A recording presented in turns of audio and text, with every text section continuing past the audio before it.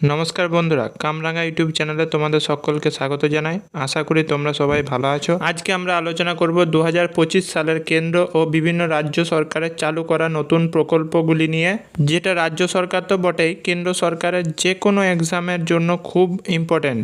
তোমরা সেন্ট্রাল গভর্নমেন্টের এবং রাজ্য সরকারের যে কোনো পরীক্ষার যে কোনো প্রিভিয়াস ইয়ার দেখতে পারো, প্রত্যেকটা পেপারেই দুটো করে এই স্কিম থেকে প্রশ্ন থাকেই থাকে।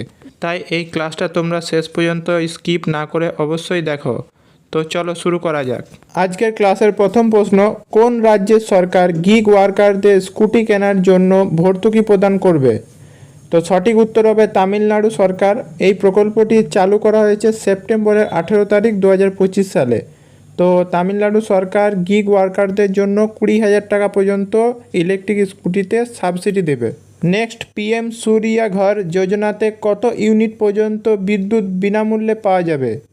তো সঠিক উত্তর হলো 300 ইউনিট পর্যন্ত বিদ্যুৎ বিনামূল্যে পাওয়া যাবে। এর পরের প্রশ্ন, রাজীব যুব বিকাশ প্রকল্প কোন রাজ্যে চালু করা হয়েছে? তো সঠিক উত্তর হবে তেলেঙ্গানা রাজ্যে। এই প্রকল্পটি যুবকদের নিজ কর্মসংস্থানের সুযোগ সৃষ্টির উদ্দেশ্যে 15 মার্চ 2025 তারিখে লঞ্চ করা হয়েছে।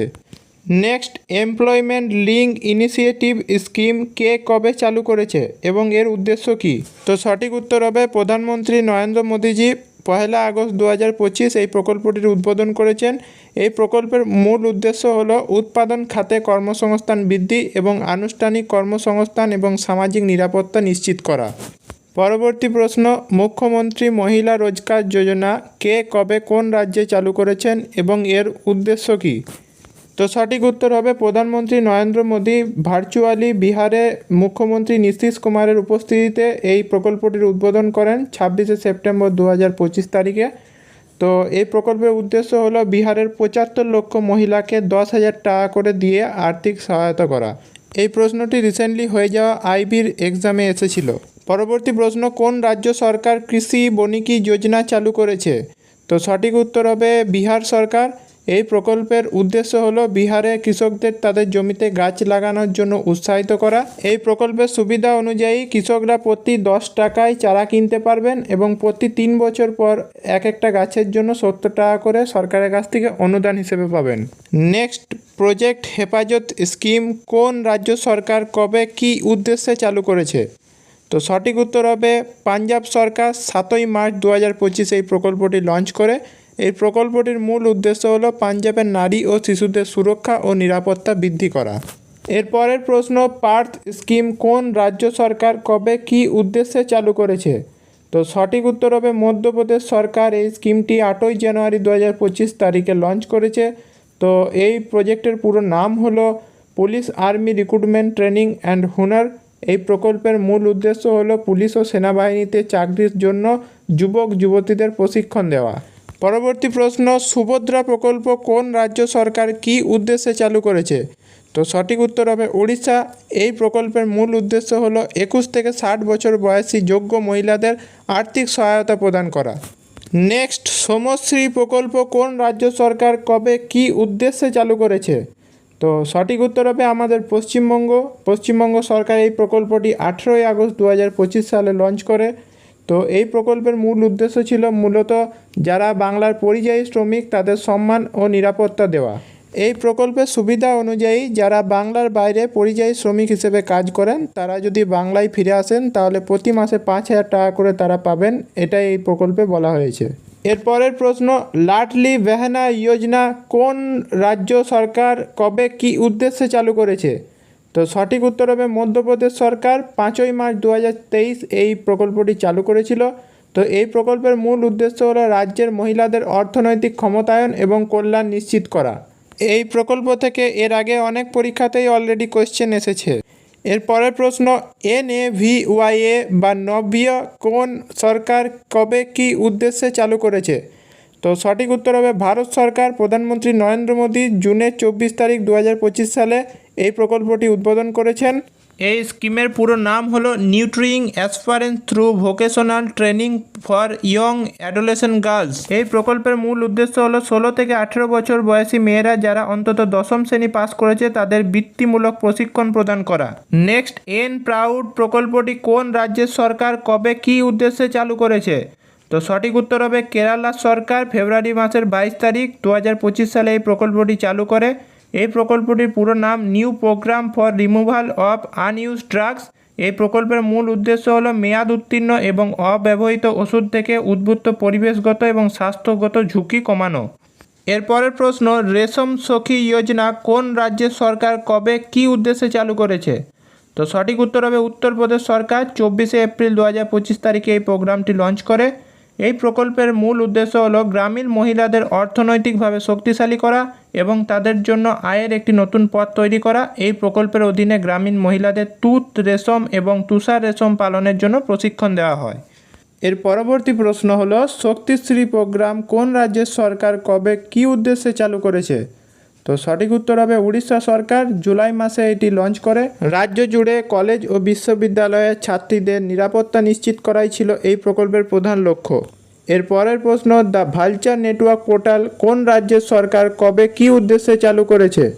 তো সঠিক উত্তর হবে আসাম সরকার সেপ্টেম্বর 2, 2025 তারিখে এই প্রকল্পটি লঞ্চ করে। শকুন সম্পর্কে সচেতনতা বৃদ্ধি, ডেটা শেয়ারিং এবং সংশ্লিষ্ট সকলের সহযোগিতা বাড়ানোই ছিল এই প্রকল্পের প্রধান লক্ষ্য।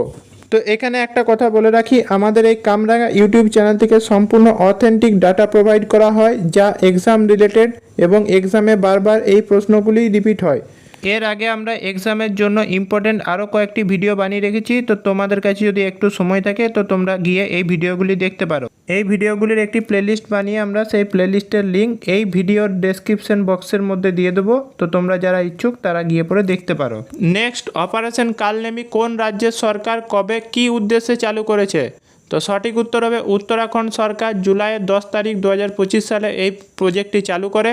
এই প্রজেক্টের মূল উদ্দেশ্য হলো উত্তরাখণ্ডের ধর্মীয় পরিচয়ের অপব্যবহারকারী অর্থাৎ যারা ধর্মের নামে প্রতারণা করে সাধারণ মানুষকে ঠকায় তাদের বিরুদ্ধে কঠোর ব্যবস্থা নেওয়া।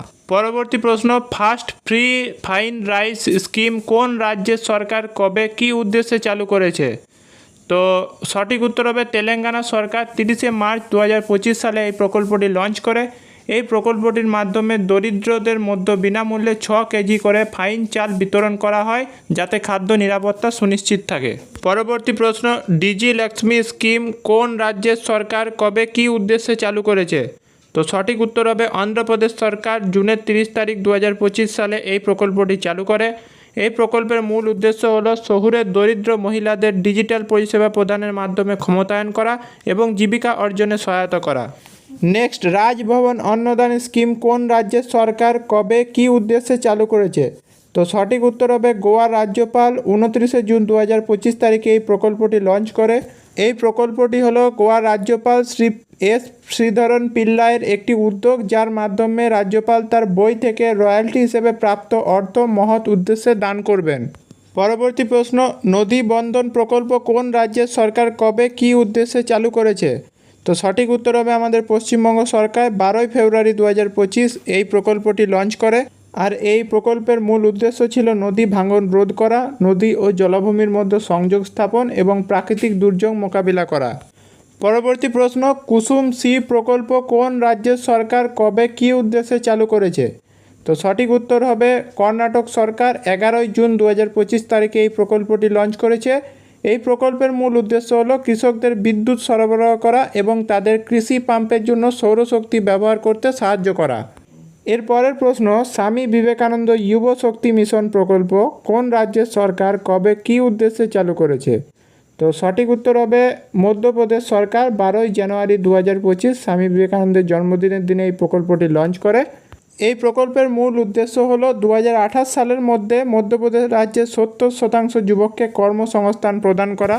এরপরের প্রশ্ন, গোলাপি ই রিক্সা স্কিমটি কোন রাজ্যের সরকার কবে কী উদ্দেশ্যে চালু করেছে?